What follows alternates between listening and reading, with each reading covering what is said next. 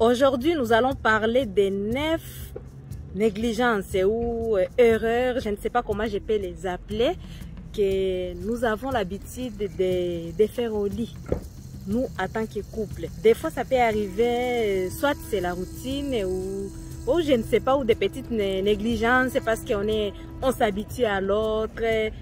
Voilà, j'avais fait des petites vidéos, concernant chaque erreur, mais à chaque fois, j'ai des personnes qui m'interpellent, qui me disent oui, j'ai déjà vu le deuxième erreur, mais le premier c'est quoi, le quatrième c'est quoi, le cinquième c'est quoi. C'est pour ça qu'aujourd'hui j'ai décidé de pouvoir mettre ces erreurs ensemble, de pouvoir les confiner en une seule vidéo.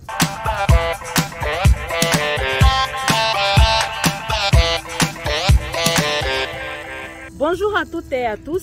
Bienvenue chez Joyce and Peace, votre chaîne qui vous parle de l'épanouissement de votre couple, du choix des partenaires. Moi, je m'appelle Foura Laetitia, votre conseillère en relations amoureuses. Si tu n'es pas encore abonné sur la chaîne, n'hésite pas à t'abonner.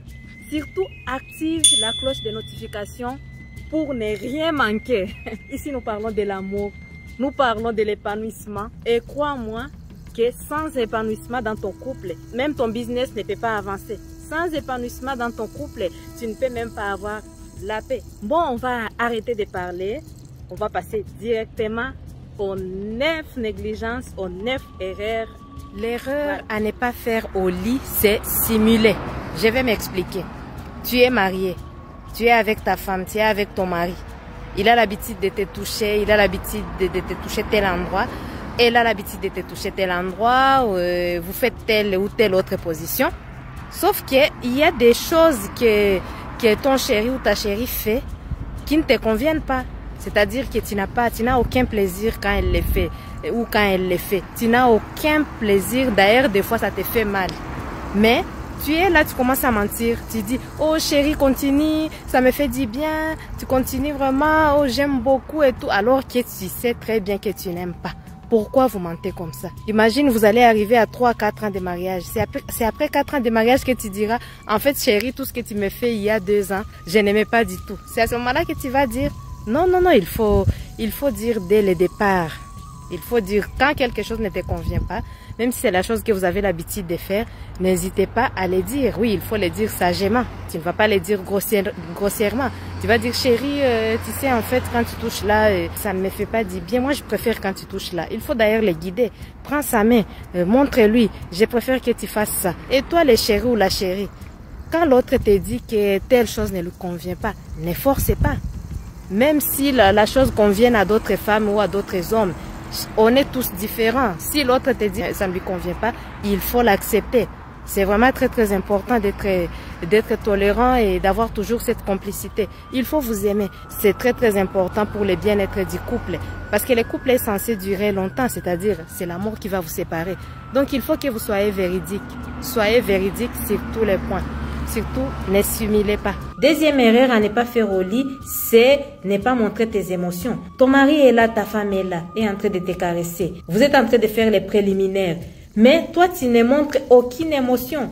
Donc, du coup, lui, il n'a aucune information. Il ne sait pas est-ce que ça lui convient ou ça ne lui convient pas. Il ne sait pas du tout.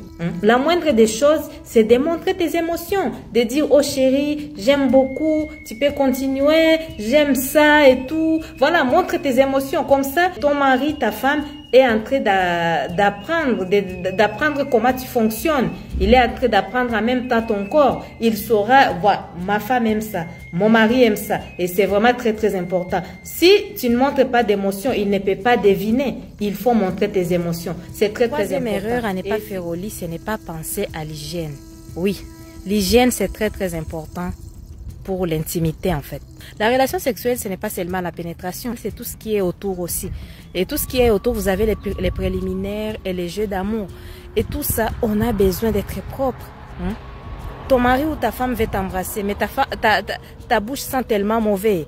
Elle n'a même pas envie de continuer en fait. Tes parties intimes, il faut que tu sois vraiment propre. Il faut que tu sentes bon. Regardez tes aisselles, lave bien tes aisselles. Il faut que tu sois propre déjà pour toi-même parce que tu te respectes. Et sois propre aussi pour ta femme ou pour ton mari, c'est très très important. Ça ne serait pas bien que ton mari il veut descendre à la cave. Mais ça sent tellement mauvais à tel point, voilà, il ne peut pas. Et je voulais insister sur le point que l'hygiène ne concerne pas uniquement les femmes, non. Ça concerne aussi les hommes. Les hommes, je voulais vous dire ceci. Des fois, quand on vous fait la pipe, ça sent aussi tellement mauvais. Il faut savoir que ça sent mauvais aussi là-bas. Il faut nettoyer vos parties intimes. Mais sachez qu'on va aux toilettes, on est des êtres humains, on va aux toilettes, on peut sentir mauvais, c'est normal. Mais quand tu veux que ta relation sexuelle puisse bien se passer, il faut que tu sois propre. Il ne faut pas que tes odeurs puissent casser l'ambiance. On sait très bien que la plupart d'hommes, ils ont les odeurs des pieds. Nettoie tes pieds, cherche les astuces, comment faire pour les faire sortir. Ou si tu sais que tu as ces problèmes-là, pourquoi ne pas te laver avant la relation sexuelle? Mais la plupart des fois, vous voyez les hommes, ils ne prennent même pas le temps de se contrôler, de se rendre propre. Qu'on soit homme ou femme, il est important, il est capital d'avoir l'hygiène de nos parties. Nos parties intimes, oui, mais toutes les parties de notre corps. Parce que pendant les préliminaires, on peut aller vers les oreilles, on peut aller vers les yeux, vers les nez, on peut aller vers les aisselles. Ça dépend de chaque couple. Il ne faut pas que quand ton mari ou quand ta femme va aller dans une ou une autre partie, qu'il sente que ça sent tellement mauvais et là, ça lui donne le dégoût. Tu vois, tu casses l'ambiance là. Tu casses l'ambiance et tu vas rater ton orgasme. Donc, soyons propres. Il faut qu'on puisse avoir vraiment l'hygiène. Quatrième erreur à ne pas faire au lit, c'est oublier les baisers. Oui, il y a plusieurs couples qui commencent la relation sexuelle par les baisers. Et au fur et à mesure que ça avance, ils oublient les baisers. Il y a d'autres qui passent directement à l'acte. Donc, sachez que les baisers, c'est inclus aussi dans une relation sexuelle. Les baisers, c'est bouche contre bouche, langue contre langue. Et les baisers aussi sur toutes les parties du corps. C'est très très important. Les baisers vous permettent d'envoyer l'excitation vers le cerveau, qui est un organe sexuel aussi. Il faut le savoir. Donc quand tu fais la relation sexuelle, que ce soit au début, pendant et à la fin de la relation sexuelle, il faut toujours vous faire les baisers. C'est très important. Ça va vous permettre aussi d'avoir toujours cette intimité. Cinquième erreur à ne pas faire au lit, c'est de toucher les organes génitaux alors qu'ils ne sont pas encore prêts, oui. Les organes génitaux dont je parle ici, pour l'homme, c'est l'outil et les glands. Et pour la femme, c'est la fleur avec tout ce qui est autour. Vous avez les clitoris, vous avez la vulve, vous avez les lèvres. Ce sont des zones qui sont hyper sensibles et ont besoin d'être lubrifiées. La plupart de vous, vous dites que « Oh, ma femme n'aime pas que je touche sa fleur. Oh, mon mari n'aime pas que je touche son outil. » Non, c'est parce que vous ne savez pas comment faire en fait. Aujourd'hui, je vais vous dire comment faire. Il faut déjà commencer étape par étape. Commencer par caresser d'autres parties du corps pour faire en sorte que cette zone soit lubrifiée. Après, vous pouvez toucher doucement pour voir si c'est lubrifié ou pas. Si c'est lubrifié, vous pouvez continuer. Si ce n'est pas lubrifié, vous pouvez lubrifier vous-même. Vous pouvez lubrifier avec votre salive. Vous pouvez les lubrifier aussi avec les lubrifiants que vous pouvez vous procurer en pharmacie. Si bien sûr, votre femme ou votre mari n'est pas allergique. Et même quand vous avez lubrifié comme ça, ce n'est pas la peine de venir directement, quand vous venez toucher par exemple la fleur, vous allez directement vers la fleur et puis vous passez à l'étape 4 directement. Non, même quand vous lubrifiez, il faut aller doucement, il faut aller progressivement. Vous commencez à toucher doucement et puis vous montez les étapes, vous montez la vitesse progressivement. Et puis avec la complicité de votre femme, elle vous dira « Oh chérie, augmente la vitesse » ou « Chérie, baisse la vitesse » ou toi-même tu peux les voir par ses gestes. Par ses gestes, elle peut te donner une information parce que vous êtes tellement complices que vous pouvez vous écouter même à partir de vos gestes. Donc c'est important d'aller étape par étape. Passer à l'étape numéro 1, vous allez à l'étape numéro 2, numéro 3, jusqu'à ce que vous allez arriver à l'étape où vous allez faire fort et rapidement. Parce que la zone sera déjà prête. Et pour l'homme aussi, c'est pareil. Vous commencez à toucher l'outil doucement, d'abord doucement, et monter les étapes progressivement. C'est très très important de savoir ça. Vous allez voir, hein, tu vas changer le vocabulaire. Tu vas dire, ah, maintenant ma femme aime que je touche sa fleur. Et toi, tu vas dire, ah, maintenant mon mari aime que je touche son outil. Tu vois? Essaie d'appliquer ça, tu verras et tu auras des changements dans ton couple. Sixième erreur à ne pas faire au lit, c'est utiliser une méthode spécifique dans ton couple, sur ton mari ou sur ta femme. On a toujours entendu les histoires comme quoi toutes les femmes aiment ça. Tous les hommes aiment ça. Mais je vous dis aujourd'hui que ce n'est pas vrai. Nous sommes tous différents. Une méthode peut fonctionner sur une personne et la même méthode ne va pas fonctionner sur une autre personne.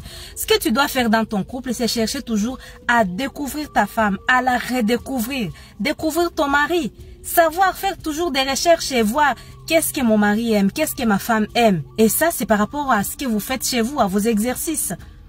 Tu finiras par savoir ce qu'il aime, ce qui lui fait plaisir. Mais le fait de venir avec une méthode spécifique dans ta tête, une méthode fixe, que toutes les femmes aiment ça, tous les hommes aiment ça, ou bien non, on va commencer par les baisers, ensuite on va faire ça, ensuite on va faire ça, ça ne fonctionne pas. Parce que quand tu viens avec les calculs comme ça, non, ça ne va pas fonctionner. Il faut que les choses soient spontanées. Fais les choses qui te viennent à l'esprit au moment, à ce moment-là. Ne viens pas avec des calculs, ne viens pas avec une méthode.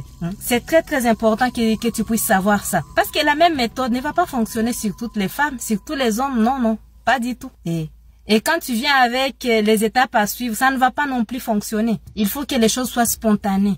Il faut que vous soyez complices. C'est très important. Ce qu'il faut savoir, même une fois que tu sais ce que ton mari aime ou ce que ta femme aime, ça peut arriver et à certains moments que ta femme souhaite faire autrement ou ton mari souhaite faire autrement. Donc, il ne faut pas rester figé. Tu peux changer de méthode, tu peux faire autrement. Ça peut varier, peut-être, ça dépend de l'endroit où vous êtes. Est-ce que vous êtes à l'hôtel? Est-ce que vous êtes où? Ça dépendra de là où vous êtes aussi. Vous savez, il ne faut pas rester figé, il ne faut pas rester bloqué. Il faut être ouvert d'esprit pour faire des méthodes autrement. Septième erreur à ne pas faire au lit, c'est mal utiliser son langage. Oui, soit tu ne dis rien du tout, soit tu parles beaucoup, ou soit tu dis n'importe quoi. Ça, c'est le pire. Donc, tu es là, hein, la femme ou l'homme, vous êtes dans la relation sexuelle. Mais toi, tu ne dis rien. Tout ce que ton homme ou ta femme est en train de faire sur toi, tu ne dis rien, tu ne manifestes même pas d'émotion, tu ne dis rien, donc tu es silencieux. Hein? Il y a même des femmes qui connaissent compter même les carreaux qu'il y a sur les plafonds, tellement qu'elles sont là immobiles. Elles sont là en train de compter les carreaux, le temps que les messieurs puissent finir. Il y a aussi des hommes qui sont pareils. Non, il faut dire quelque chose. Il faut avoir des mots à dire à ton partenaire ou à ta partenaire. C'est très important. Ça vous permet d'avancer dans l'intimité et de favoriser l'orgasme et la jouissance. Il faut que tu saches ça.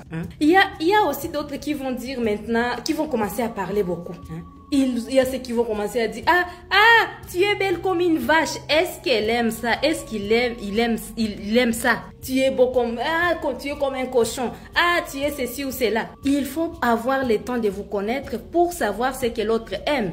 Oui, vous pouvez avoir 10 ans de mariage, mais vous ne vous connaissez pas. Il y a ceux qui vont être là en train de critiquer, donc tu es là, tu es en train de critiquer ton partenaire ou ta partenaire. Oh, tu ne sais rien. Oh, tu es en train de juger la personne par rapport à ce qu'elle fait sur toi.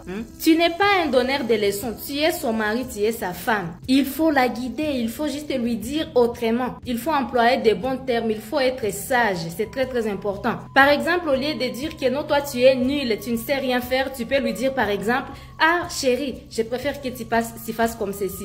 Je préfère que tu fasses comme cela. C'est très important. Il y a aussi d'autres personnes, vous savez, il y a un temps pour tout. Mais il y a d'autres personnes qui vont choisir les moments de l'acte sexuel. C'est à ce moment-là qu'ils vont demander de l'argent. Oh, j'ai besoin de 10 000 $. Oh, j'ai besoin de 5 000 $. Non, ce n'est pas le moment. Ou il y a ceux qui choisissent ces moments-là pour commencer à revenir sur les disputes. Non, il fallait régler la dispute avant. Ça, c'est le moment où vous devez être calme, serein pour profiter au maximum de chaque seconde. C'est très important et c'est bon pour votre santé. Huitième erreur à ne pas faire au lit, c'est négliger les jeux sexuels, les jeux qu'on appelle jeux érotiques. La plupart d'entre vous, vous les couples, donc quand on vous parle des rapports sexuels, vous pensez directement à la pénétration. Aujourd'hui, je vous dis non. Dans les rapports sexuels, vous avez les jeux sexuels, vous avez les préliminaires, vous avez un peu de pénétration, vous avez la pénétration avec les doigts, vous avez la pénétration avec les jouets sexuels, vous avez... Voilà, c'est l'ensemble de tout ça. Il y a les caresses, les baisers, tout ça. Donc, vous allez voir qu'un rapport sexuel vraiment satisfaisant, va avoir au moins 75% des choses qui n'ont rien à voir avec la pénétration. C'est pour ça qu'aujourd'hui, je vous conseille vraiment pour votre santé sexuelle, ne négligez pas les jeux érotiques. C'est vraiment très très important. Oui, c'est vrai, ça peut arriver que vous puissiez manquer le temps. Voilà, des fois, vous pouvez vous dire, bah, tiens, on va faire un truc vite fait. Ça peut arriver que vous puissiez faire un truc vite fait, mais que ça ne soit pas l'habitude. 9e erreur à ne pas faire au lit, c'est négliger la fin des rapports sexuels. Oui, c'est comme pour une vente. Le closing, c'est un moment qui est très très important, très capital pour la vente. Oui, c'est pareil aussi pour les rapports sexuels. Il ne faut pas avoir une coupure brusque. Il faut faire les choses dans l'ordre. Quand vous finissez, c'est pas le moment d'aller brusquement et vous laver. Vous allez brusquement vous laver. L'autre va prendre son téléphone pour commencer à chatter, à regarder ses messages, regarder ses mails. Non, ça c'est des choses que vous pouvez faire après. Quand vous avez fini les rapports sexuels, donc tu peux essuyer ton mari, tu peux essuyer ta femme en toute douceur et vous pouvez vous faire aussi d'autres câlins. Ça vous permet de garder cette intimité, d'avoir toujours cette complicité. Il ne faut pas gâcher la fin alors que le début était bon.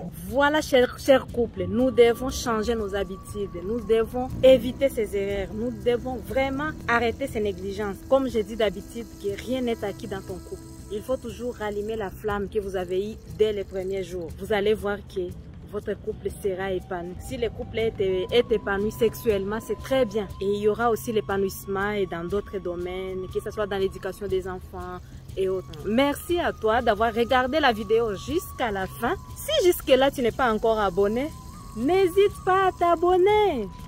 Et surtout, n'oublie pas d'activer la cloche de notification pour ne rien manquer. Bon, tu peux aussi me mettre un pouce bleu. Je vous fais de gros bisous. Et je vous dis à très bientôt pour la prochaine vidéo.